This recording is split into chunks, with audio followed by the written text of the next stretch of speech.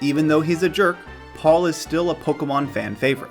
Per your request, I have used my expert hacking skills to make Paul the main character in Pokemon Platinum, and I dubbed this masterpiece Pokemon Paul Platinum.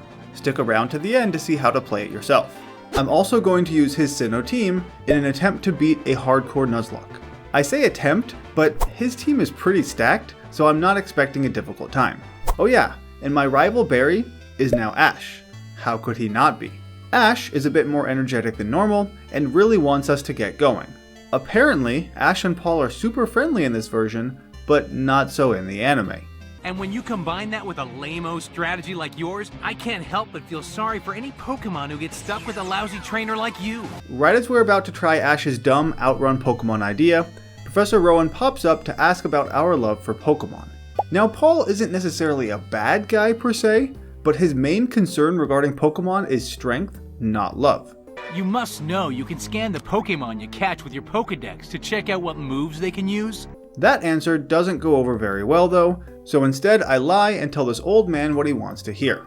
This lets me get a starter. Now, even though Electivire is probably Paul's ace, his starter was actually a Turtwig. So let's go with that. After getting our starters, Ash wants to battle and check out those awesome trainer sprites.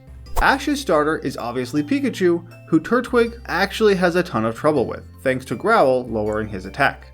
In spite of that, and paralysis, Pikachu never actually hurts him. That was weird. In Sandgem Town, Dawn has to lead me to the extremely well hidden Pokemon lab, and once again, they bring up being kind towards my Pokemon. Dawn even threatens me with violence if I'm not nice. That's ironic, but don't they realize that strength is all that matters in a Pokemon battle? Everything else is pointless. Speaking of, it's time to nickname Turtwig. Now, I can't really see Paul using a stupid nickname theme like I normally do. These names need to be intimidating. So I name him Wigturt. Impressive, right? But not as impressive as this video's sponsor, War Thunder. Aside from having an awesome name, War Thunder is the most comprehensive vehicle combat game ever made, with more than 2,000 incredibly detailed vehicles to choose from, including tanks, helicopters, and ships. The list of playable vehicles spans over a century, so if you're a big fan of 1940s military aircraft, like I am, you can use them along with vehicles from this decade. And because War Thunder doesn't just use hit points, as your vehicle is attacked, a damage X-ray shows you exactly what's happening. And speaking of vehicle models, there are thousands of user-made skins, ranging from simple camouflage to anime themes that you can use. So start playing War Thunder for free on PC, Xbox, and PlayStation, and use the link below to get 7 days of premium, 100,000 Silver Lions, a booster, and 3D Dakimakuras exclusive to this link. Go ahead and get started! Instead of following up on her threat, Dawn instead teaches me how to catch Pokemon. Armed with the knowledge of how to throw a ball, I return to Route 201 to get myself a Starly. Now, Anime Paul actually catches 3 Starlies at once and immediately releases 2 of them because they suck. Take a hike. I don't need you. The third one sucks less, so it stays around a little bit longer before also being thrown away. Paul knew about IVs before it was cool. There are a number of other Pokemon he does this to as well, including Stantler and Azumarill, but I'm not going to show them. Please, this Stantler only knows a simple tackle attack. What a waste of time. Get out! Instead, I head to Route 202 and find my true ace, Elekid. Continuing the trend of serious nicknames, he becomes Thunderson, a very Scandinavian name. Dawn doesn't think I've caught enough Pokemon, but just you wait, lady. After a pointless encounter with some man pretending to be Interpol, pretty sure that's a crime, by the way, I then have to listen to Ash's delusions of grandeur. What's with all these crazy people? On Route 204, I find a Chimchar, who Paul is not super kind to. You're still just as useless as can be. Ash tries to tell me how to Pokemon, but to prove that he doesn't know what he's talking about, I destroy him in a battle. Thunderson starts by Thunder Shocking the Starly, before swapping to Charmon for the Turtwig. This stupid chimp is so weak, it takes 3 whole embers to defeat the Grass Turtle. That was pathetic, you Primeape. He tries to weasel his way back into my good graces by burning Ash's Pika, but it's too little, too late. Instead, I allow Wigturt to finish off the battle. In spite of his clear and resounding loss, Ash still thinks he's going to be the world's toughest trainer. Not with the way you train your Pokemon there, kid. As if Paul didn't have enough Pokemon already, he ends up catching an Ursaring, or in my case, a Teddiursa on Route 203. And with that, I can finally get the first badge. Now Paul technically uses an Azumarill here, but he immediately gets rid of it afterwards, and I think I have enough Pokemon already. Against Rourke, Wigturt does what Wigturts do best: massacre some rocks. Both the small ones and the big ones. Of course, for some reason, Paul uses his Charmon on the Cranidos, so I decide to do the same. One headbutt later, that plan obviously didn't work. Great job, Paul. Wigturt returns, and thanks to a flinch, gets down to only 3 HP before winning. I know in Nuzlocke you're supposed to feel bad about losing Pokemon, but it was only a monkey after all. But I would feel bad if you get this far into the video and haven't subscribed yet. Rowan teaches me how to not respect my elders, encouraging me to pick a fight with a couple of adults. So naturally, I put my training into action at the Valley Windworks. And Mars, with her stupid fat cat, proceeds to almost defeat my 3 remaining Pokemon. If I didn't know any better, I'd say Rowan really didn't know what he was talking about. Now in the next few episodes, Paul is revealed to have gotten several more Pokemon, including a freaking Weavile. But unlike Anime Paul, I won't just magically give myself access to fully evolved Pokemon way early. Instead, I just get a Murkrow in Eterna Forest. But don't knock this dark bird, because after learning Ash's secret strategy that has helped him lose 3 Pokemon Leagues already, I challenge Gardenia to a fight. At least, I thought that was her name. A few trainers have messed up names, and I'm not sure how to fix it. This is my first Gen 4 ROM hack, so give me a break, okay? Anyway, Nightwing one-shots the Turtwig, does get leech seeded against the Cherrim, unfortunately, but is still able to defeat the Roserade in the back as well. I didn't even need no Fire Monkey to sweep the floor with this identity-confused gym leader. Jumping ahead to the Jupiter battle, I again have difficulty with this planet's ace, as the Smelly Boy gets 2 of my pokes close to death. Purugly and Skuntank are always way harder to deal with in early game than I expect. Maybe at some point I'll actually learn my lesson. There isn't really anything else to do here, except face Fantina. Now the battle with this lady actually happens way later in the show, but I don't have the requisite skills to change the game that much. And so, Barry feint attacks the Duskull a few times, healing the burn I saw coming from a mile away. He gets super lucky against the Haunter, avoiding a Hypnosis, and even hitting through Confusion too. With Miss Magius out, it's time to unveil my genius plan: Nightwing. Phase 1 works perfectly as he avoids a Psybeam on the swap. But then, he proceeds to hit himself twice in Confusion, and that's the end of that. Barry was the real plan all along anyway, until he too hits himself. What's going on here, guys? I briefly swap around to remove the Confusion, just in case she is nice this time, but the answer is no. So now it's on to the real plan, Wigturt. But he barely leaves the Miss Magius alive, meaning that next turn I need to risk a crit to finish it off. A lot of these fights are ending with my guys in the red, and I really don't like it. Paul is supposed to be better than this. Most of the time, anyway. Before moving on, Paul once again gets a ton of Pokemon, so I go for a Ninjask on Route 208, and a Gligar on Route 206. At the same time, I finally get rid of this monkey-shaped baggage for good. You're out of here. Who needs him? Ash, apparently. Hey, Chimchar, come with us! Thunderson starts this battle by shockwaving Staravia, but is paralyzed by Pikachu, who starts to double team. Not Poison the Gligar may not have any ground moves, but Feint Attack bypasses accuracy, rendering the Pika clones worthless. Buizel falls to Wigturt's Razor Leaf, and my stupid Fire Monkey comes back to bite me in the turtle. I don't have a great fire counter, but Nightwing is flying, and takes more than half from a Flame Wheel. Alright, Barry takes a bit less, but gets burned. Too bad he doesn't have guts yet. After 2 Flame Wheels, Not Poison manages to Sand Attack a single time before he needs to swap. And I kid you not, that single Sand Attack allowed a paralyzed Thundersun to avoid 4 Flame Wheels in a row and electrocute his old friend. How come he was never that good when I owned him? Ash must be giving him steroids or something, or even worse, friendship. Can you imagine? Ash's never miss strategy obviously did not work this time, so he comes up with something a little more advanced. Pikachu Dodge It isn't gonna cut it anymore. The Triple Threat Gym Leader warns me about Maylene, but with 2 flying types, how hard could this be? First, Thundersun and Wigturt get to evolve. I decide to leave Barry as a little bear to benefit from pickup just a little bit longer, though it ended up being worthless. Regardless, Nightwing makes short work of Maylene's Meditite, and her Machoke too. Thunderson comes out on the Lucario's Drain Punch to bait out a Bone Rush for Not Poison, though that didn't work how I had planned. After seeing how good Not Poison is at throwing sand, a few sand attacks later, and I remembered that Wigturt has fully evolved and now has Earthquake, so that sand was pretty pointless. Following that incredible victory, Dawn asks me for some help because a couple of space nerds stole her Pokedex. Why are you asking me? This sounds like an Ash problem. But Paul is nothing if not a gentleman, so he acquiesces. And it gives him a chance to insult Looker right to his face. Again, Paul gets a few new Pokemon, but I already have a team full of 6, so I'ma cool my jets for the time being, and simply have a rematch with Ash. It starts off the same way as last time, with Thunderson defeating his bird. But this time, against Pikachu, Wigturt comes out to Earthquake. This brings out Monferno, but after a single Torment, Earthquake defeats this Turncoat too. Now Ash's new Gliscor is going to be an issue. Razor Leaf does minimal damage, so instead I use Leech Seed. Since he was Screeched, I swapped to Nightwing on a Night Slash, and I guess he isn't an issue. That was really simple, actually.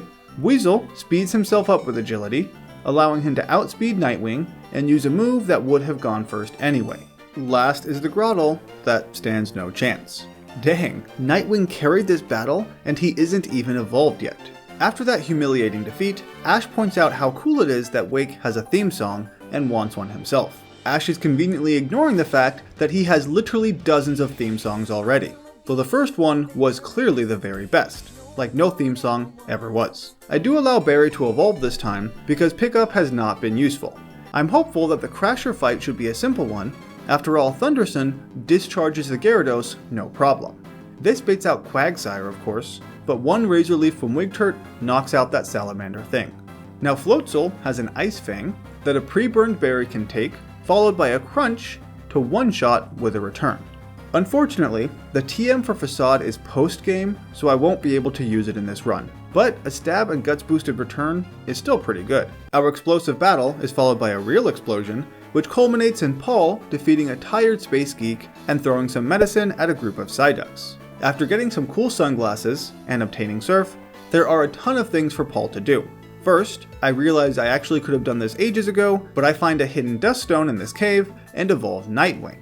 And I hope you're ready for an evolution fest, because now that I can swim, I obviously didn't change that sprite, sorry guys, I get the Electrizer. After catching a Magmar, I make my way through Fuego Ironworks, not to talk to this dude, but to get this item, which is not what I thought it was.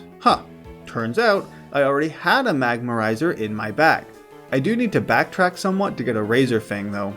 I'm not really good at remembering where these new evolution items are apparently, but now I can get all these awesome Pokemon to finally evolve. Paul's team is pretty awesome, not gonna lie. Before taking my new Pokemon to the gym, I first have to battle Ash. Barry is intimidated, but Return still does a chunk of damage, as Staraptor close combats my bear, leaving him with a whopping 9 HP. Well, that wasn't a great move. You see, at this point in the actual game, the real Barry Staraptor does not have close combat. But since I changed around his team and set his Pokemon moves to default, well, he does have it. I should have been able to see that coming, but I didn't. Anyway, Not Poison swaps in to take an Aerial Ace and responds in kind. Thunderson comes out to discharge the Floatzel and the Monferno too, though this monkey needs a punch for good measure. Nightwing attacks the Gliscor a few times as he swords dances, but still does a pretty weak amount of damage. His Pikachu baits out my Wigturt to avoid a Thunderbolt and a Slam before Earthquaking. Last is his lesser Wigturt, and I decide to let Lava Girl have his debut here. A Lava Plume is all that he needs. What'd I tell ya? Paul's team is ridiculously strong right now. I don't need Iron Island training, and to prove it, let's defeat Byron. A Choice Specs Lava Girl, Lava Plumes the Magneton, not sure why he doesn't have a Magnezone, that's kinda weird, and the Steelix too. For the Bastodon, I pivot to Wigturt on what I thought would be a Stone Edge that was instead an Iron Defense. This does make me a bit concerned, but Earthquake is still 4 times effective and almost takes him right out. One more hit does finish the job. None of my Pokemon were even hit in that gym. Talk about easy. Ash, who I've never known to read a single book, for some reason wants to meet me in the library. and we sit in the room with a working TV. Yeah, that makes more sense. This lets us see a huge explosion on the screen as we hear it in real life. So after exploring what used to be a lake and defeating a few more planets, I move past this nonsense and I'm finally able to catch myself a Sneasel. Now Paul has had a Weavile in his team for basically 100 episodes, so it's about time that I got one. Granted, Gesundheit still won't evolve for quite a while. Ash taunts me with the high ground, and I need to defeat another gym leader before being able to rock climb. So Paul heads right to Candace to take her down. I choose not to just sweep with Lava Girl because we basically just saw that in the previous gym. Instead, Barry has learned how to Brick Break, which obviously one-shots the Sneasel. This baits out the Abomasnow's Focus Blast, but thanks to an Expert Belt, he never gets a chance to use it. Barry is replaced by Gesundheit, who tanks a Blizzard and bypasses the Frostlass's Double Team and Snowcloak with a Feint attack. They both heal with a Citrus Berry, but a second hit is sufficient to exorcise this ghost. Last, and certainly least, is Pillowswine. Not sure why it's not a Mamoswine. Wigturt swaps in to take the Stone Edge, and I was right this time, and pivots to Lava Girl on an Avalanche. One Flamethrower is all he needs. What? I didn't say I wasn't going to use Lava Girl, just that I wouldn't sweep with him. You can't not use fire Pokemon in an ice gym. Come on. Looker and I break into Galactic HQ and hide in plain sight so we can listen to Cyrus's spiel about taking over the world.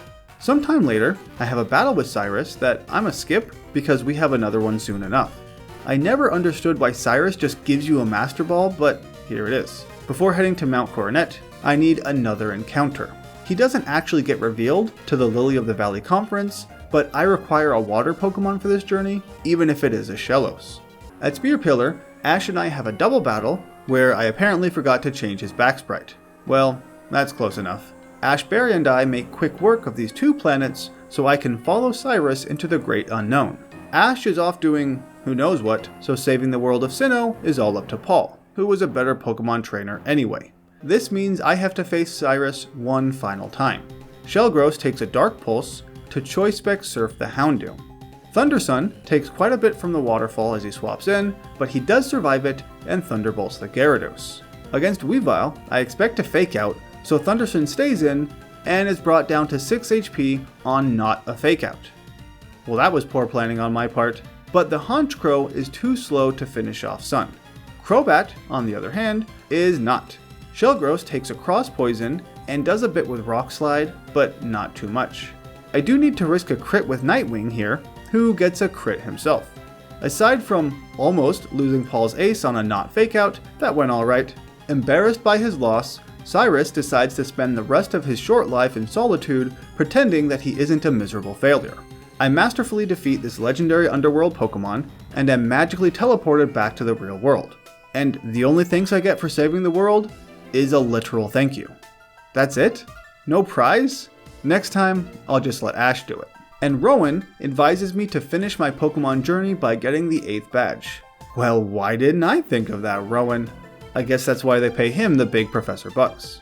First, I should have gotten these encounters before the Candace battle, but let's just do it now. On Route 222, I encounter a Hariyama, followed by a Lairon on 218, and a Nidorino on 220. Paul first used these Pokemon against the Frontier Brain Brandon before the Candace fight, but he doesn't exist in this game, so that's okay. Either way, I do have a random Moonstone from somewhere, so King or Queen can evolve right away. Not that I need another ground type for Volkner, but let's lead with him anyway.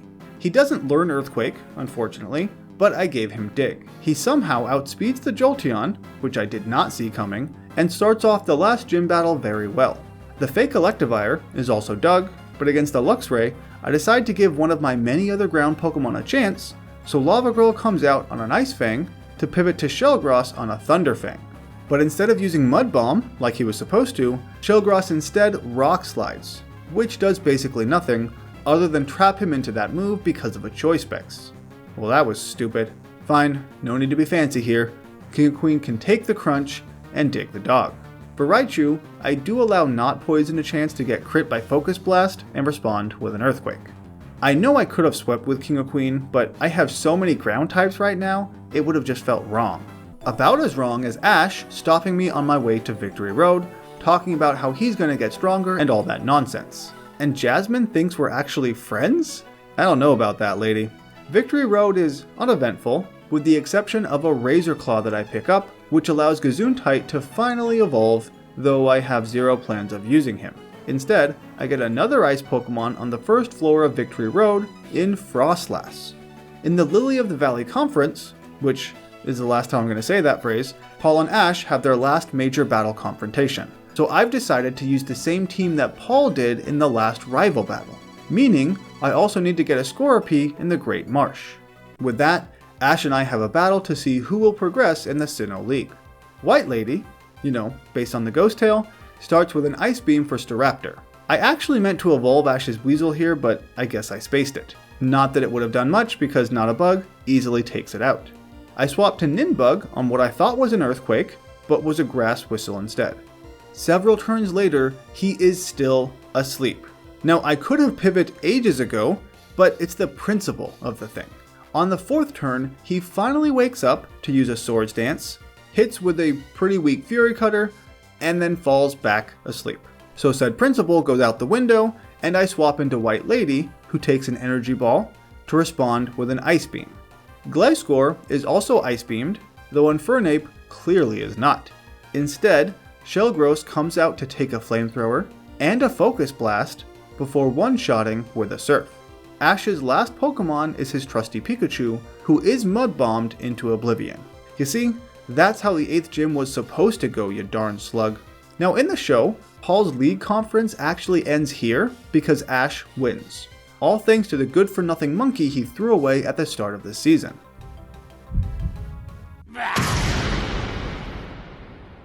Electivire is unable to battle. Infernape wins, which means the victory goes to Ash of Pallet Town. All right! And that's all she wrote. Thanks for ruining my dreams there, Ash. But in this version of events, I obviously win because Paul is far superior.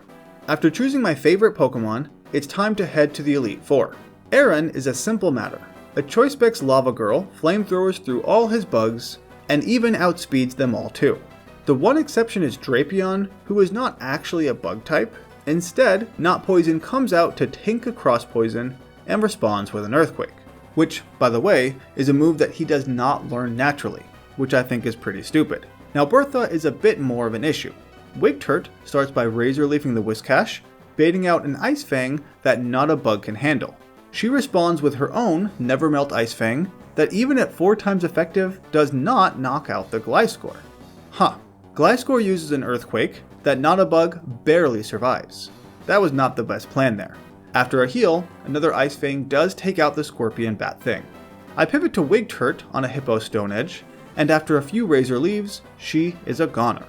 Against Golem, Lava Girl takes a Fire Punch and baits out an Earthquake that Not Poison can avoid. Though it's not necessary for the Golem, I use a single Swords Dance, and my own Earthquake one-shots this rock.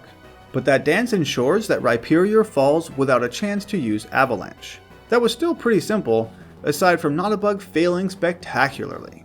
I typically try to bring a water Pokemon for the Flint battle, but I'm not a big fan of Gastrodon, in case you couldn't tell, so I went another route instead. Not Poison with a ton of Earthquakes. He also had Metronome, which was 100% not necessary, but pretty fun anyway. So all these fire guys immediately fall. Now we're on to Lucian. His Mr. Mime is immediately crunched by Not a Bug, though this brings out an Earthquaking Bronzong. Not Poison U-turns, which doesn't do all that much, but even after a Calm Mind, a Choice Specs Lava Girl flamethrowers the bell. He baits out a Stone Edge and Gallade, so I pivot to Wigturt, who baits out a Psycho Cut, letting Not a Bug come back out at full health. 2 Metronome crunches later, and Gallade is gone. I apparently overestimated Drapion's speed here because Alakazam totally goes first, and a crit Focus Blast would have been her end. But it's not, and 2 more crunches defeat the last member of the Elite Four. This brings us to this version of Paul's last battle, which is Cynthia, of course. Once again, I lead with Not a Bug, who once again has a Metronome. 2 crunches takes out the Spiritomb. I used her to bait out the Garchomp ASAP. Now even though an Ice Fang will not one-shot the dragon, I have decided to sacrifice Not a Bug to deal some damage here, because I don't want to risk losing anyone more important. And in retaliation, Not a Bug misses the 95% accurate Ice Fang and succumbs to an Earthquake. Well, that was stupid. but the only reason that White Lady is on my team right now is so that she can use a Choice Specs Ice Beam to one-shot this dragon. She baits out Lucario, and expecting a Shadow Ball, I pivot to Lava Girl on a Stone Edge, who is crit and dies.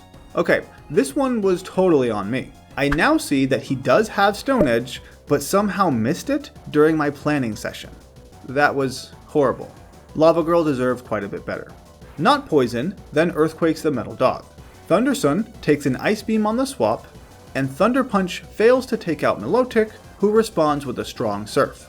I guess I should have given him the Expert Belt. I thought he didn't need it. After a bit of healing, Thundersun does win.